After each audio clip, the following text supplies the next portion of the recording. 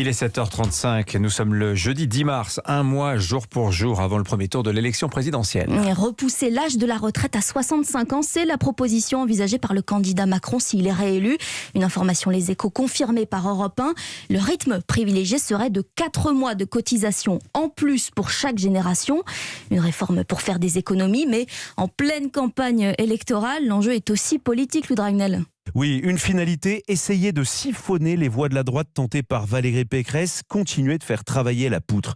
Emmanuel Macron veut montrer aux électeurs de la droite libérale déçus par son quinquennat que cette fois sa main ne tremblera pas. S'il est réélu, il réformera les retraites. Alors on parle d'une réforme progressive, exactement comme le propose Valérie Pécresse, dont l'entourage très remonté dénonce un plagiat. Le candidat évoque un âge de départ à 65 ans comme Valérie Pécresse.